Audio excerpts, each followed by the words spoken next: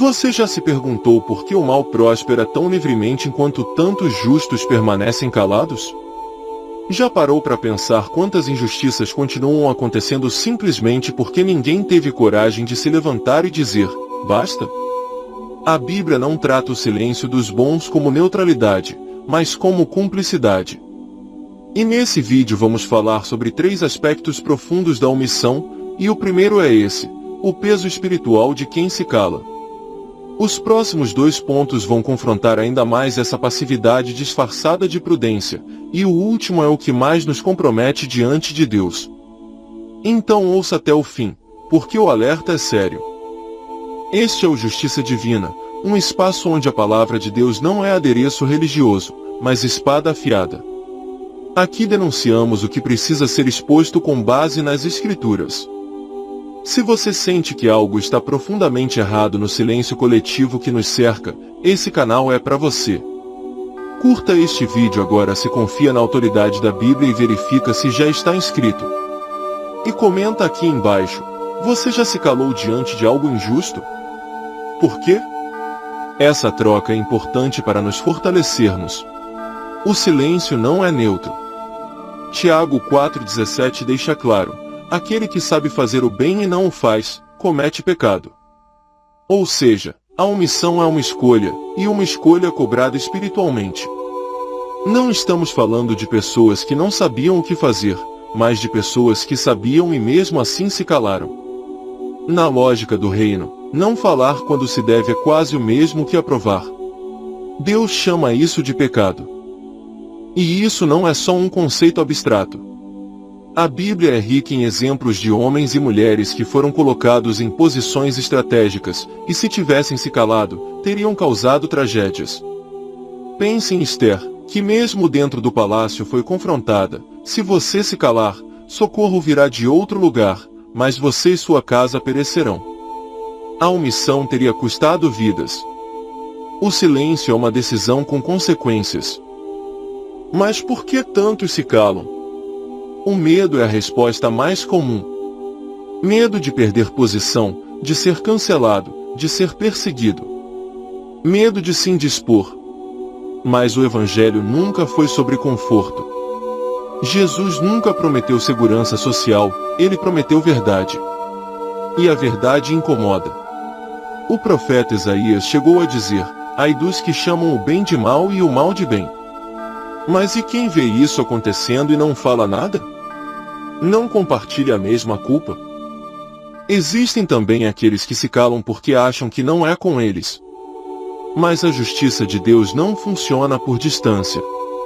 O erro, quando não confrontado, se espalha. Quando uma sociedade permite que a verdade seja silenciada, todos sofrem. E quando os justos se calam, o mal fala mais alto. A história prova isso. Toda tirania foi construída sobre o silêncio da maioria. Durante o Império de Quedom, o sábio Areval registrou que os templos foram tomados, as escrituras queimadas, e os sacerdotes silenciados. Mas o que mais doía não era o que os inimigos faziam, era o que os aliados deixavam de fazer. O povo simples via, mas não dizia. Os conselheiros sabiam, mas se omitiram. Quando o império caiu, Areval escreveu, não fomos vencidos por espadas, mas pela ausência de vozes. Essa frase resume o que o céu vê quando o justo se cala. E você? Em que momento da vida se calou diante do erro? Não é fácil admitir, mas necessário. A restauração começa quando reconhecemos onde falhamos. O apóstolo Paulo perseguiu a igreja, mas depois se tornou sua maior voz. Deus levanta os que antes se calaram, se houver arrependimento e disposição. O problema não é ter se calado. O problema é continuar calado. Agora pense em Elias, enfrentando 450 profetas de Baal. Ele era só um, mas não se calou. Se ele tivesse ficado quieto, o povo teria continuado dividido. A decisão de falar causou tensão, sim, mas também revelou a verdade. O fogo do céu só desceu depois que a voz da verdade se levantou. E talvez seja isso que falta hoje, Menos silêncio, mais verdade. Se você está ouvindo até aqui, pare um instante e comente. Qual é a maior injustiça que você vê hoje e que poucos têm coragem de falar? Sua resposta pode acender coragem em alguém. E se ainda não curtiu o vídeo, aproveite agora. Isso ajuda essa mensagem a alcançar quem precisa acordar.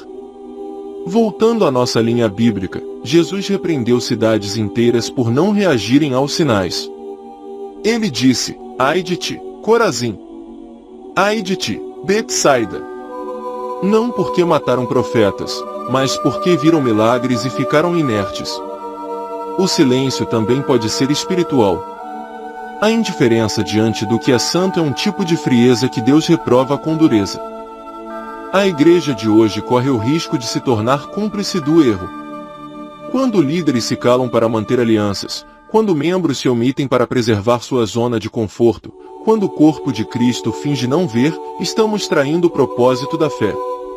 O Espírito Santo convence do pecado, da justiça e do juízo, e como ele fará isso se os nossos lábios permanecerem fechados?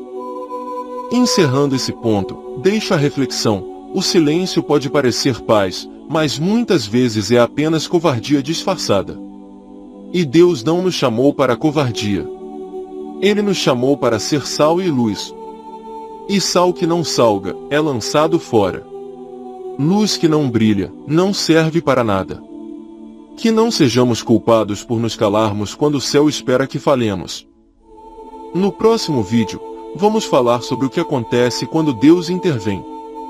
Como ele age diante de sistemas corruptos e autoridades que zombam da verdade.